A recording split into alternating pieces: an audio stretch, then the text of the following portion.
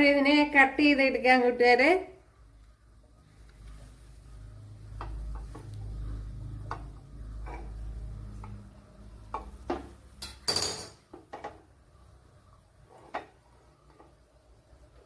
കണ്ടല്ലേ, സൂപ്പർ, നല്ല പെർഫെക്റ്റ് ആയിട്ട് കിട്ടിയിട്ടുണ്ട്.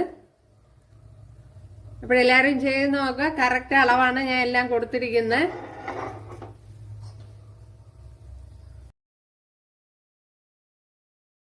ഹായ് കൂട്ടുകാരെ, സെലം ബ്ലൗസിലേക്ക് സ്വാഗതം. ഇന്നൊരു ക്രിസ്മസ് അപ്പം ഉണ്ടാക്കാം. അപ്പോൾ ക്രിസ്മസ് ഒക്കെ ആണല്ലോ വരുന്നത്. അപ്പോൾ അതെങ്ങനെയാണെന്ന് നോക്കാം. അതിനായിട്ട് നമുക്ക് ഒരു 2 ഗ്ലാസ് പച്ചരി വേണം. അല്ല, ഈ അളവിനാണ് പച്ചരി എടുക്കണം. കുമിച്ച് എടുത്തിട്ടില്ല ഉണ്ടല്ലേ, അതേപോലെ 2 ഗ്ലാസ് പച്ചരിയാണ് എടുത്തിരിക്കണം. ഓക്കെ, അപ്പൊ ഞാൻ ആൾറെഡി ഇവിടെ ഇട്ടിട്ടുണ്ട്. അയ്യോ, അങ്ങിരിക്കണം കൂട്ടുകാരെ, എടുത്തോണ്ട്. അപ്പോഴാൾറെഡി ഞാൻ പച്ചരി ഇവിടെ ഇട്ടിട്ടുണ്ട് കണ്ടല്ലേ. മണിക്കൂറോളം കുതിർത്തെടുത്തതാണ്. മധുരത്തിന് ആവശ്യമായ ഷുഗർ ചേർത്ത് കൊടുക്കുക. അപ്പോൾ എന്റെ കയ്യിലിരിക്കുന്നത് ഇത് സ്പൂണൊന്നും അല്ല, ഇത് തവിയാണ്. അപ്പോൾ ഞാൻ ടീസ്പൂണിനാണ് ഈസ്റ്റ് ഇട്ട് കൊടുത്തത്. ഇപ്പം നിങ്ങൾക്ക് മധുരം കൂടുതൽ വേണമെങ്കിൽ കൂടുതൽ ഷുഗർ ചേർത്ത് കൊടുക്കുക.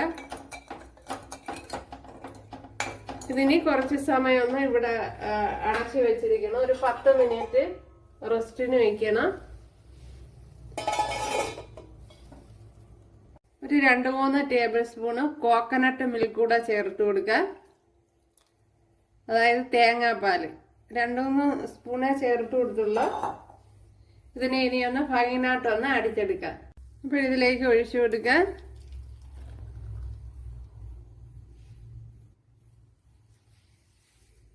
അപ്പം നല്ല ഫൈനായിട്ട് അടിച്ചെടുക്കണം. തരികരിപ്പൊന്നും പാടില്ല ഉണ്ടല്ലേ. നല്ല പേസ്റ്റ് പോലെ അരച്ചെടുക്കണം.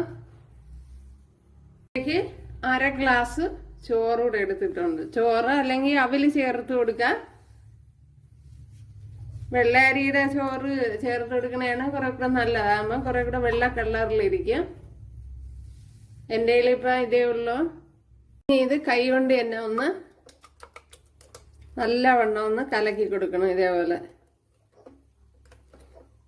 ഇപ്പോൾ കലക്കിയതിന് ശേഷം ഒന്ന് അടച്ച് വെച്ചിരിക്കാം.